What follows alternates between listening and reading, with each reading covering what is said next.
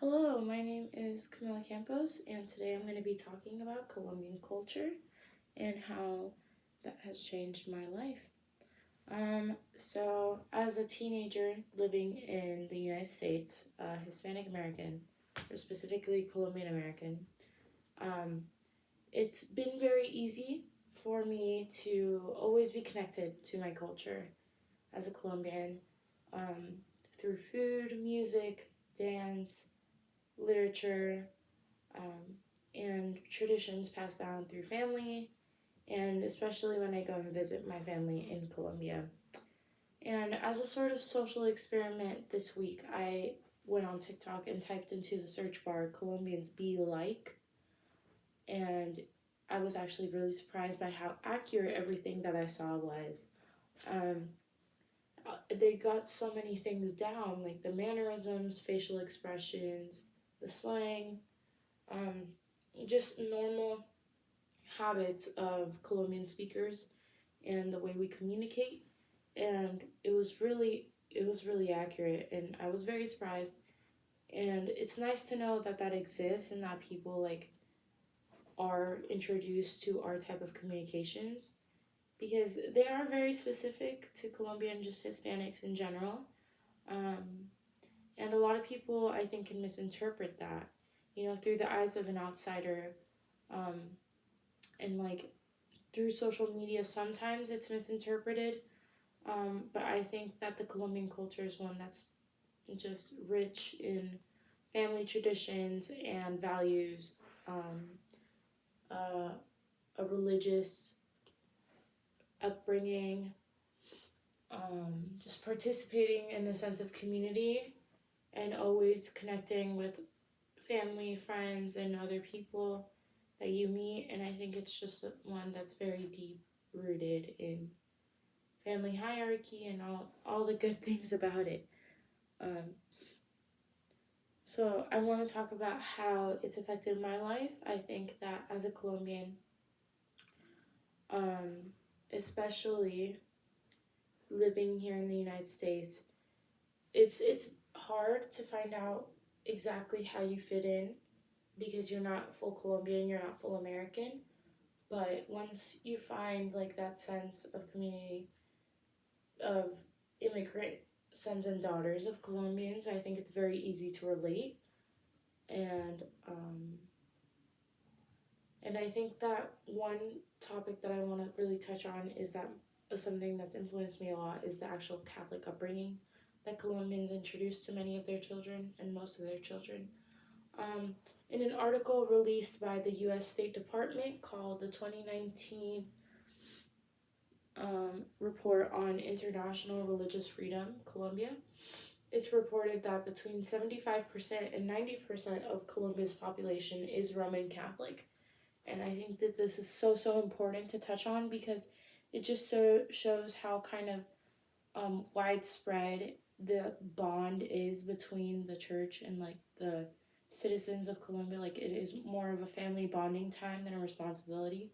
I think people who have been more Americanized might not understand it to be as such. They might see it as an obligation or just like something you're being forced upon. But as a Colombian, it's something we look forward to, and that enjoyment of spending time together and doing something solemn and sacred to everyone. The second thing I want to discuss is how being a Colombian can be perceived. So, one very common stereotype that I have been faced with many times before is the political um, and unfortunate, but the drug aspect of being Colombian.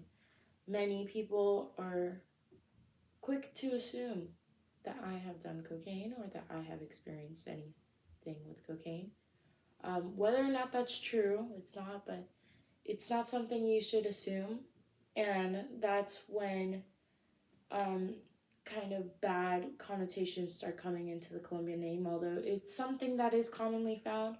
It's not something that should automatically be associated with it. And I think negative connotations can also come from the way we communicate. I think it's something that's very common to misinterpret. I think that the way we talk is very fast, very aggressive. We move a lot, have different mannerisms. I think those can come off as somewhat aggressive and temperamental when it's kind of just a normal for Colombians to talk that certain way. Another thing I want to reflect on is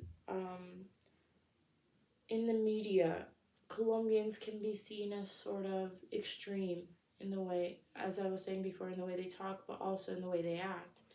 Um, I think it's hard for people who are American to completely understand that, or of another ethnicity to completely understand that. The rules and expectations that come with being immigrant daughter or son.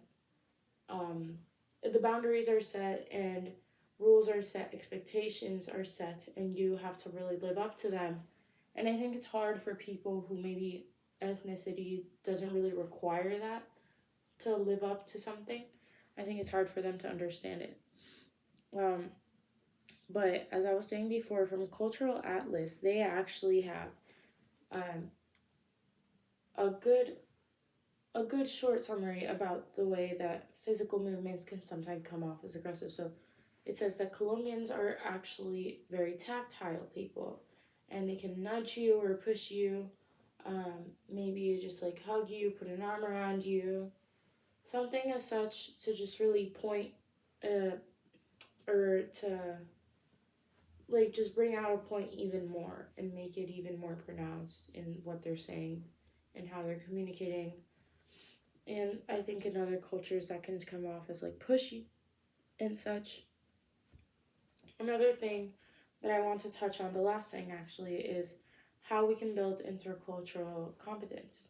So I think the first step is obviously understanding every culture has different boundaries, has different ways of communicating, and although it's almost next to impossible to understand every single culture and the motivations behind the way they act, the way they talk, the way they do, and why they act a certain way. I think it's important to understand that yes, they're all different, and we just have to build up sort of an awareness, obviously, and kind of like a barrier that, like, maybe we shouldn't get offended about everything that might happen, or that we might be introduced to in a conversation with someone of a different ethnicity. Kind of like a socio barrier, so that we can communicate and be authentic without having to hide a certain aspect of our communications and promote that difference between all of us. So, in conclusion, I think that the Colombian culture is one rich, obviously, in different familial aspects and pressures, and I think that it's important to realize that every ethnicity has their own version of this, and they all have their own expectations and their own traditions and values, and the way that they are all built, like family hierarchy and family roles, is very different.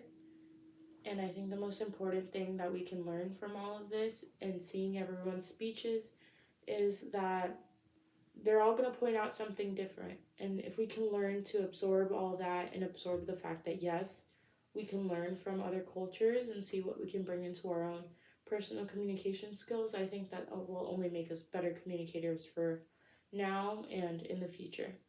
Thank you.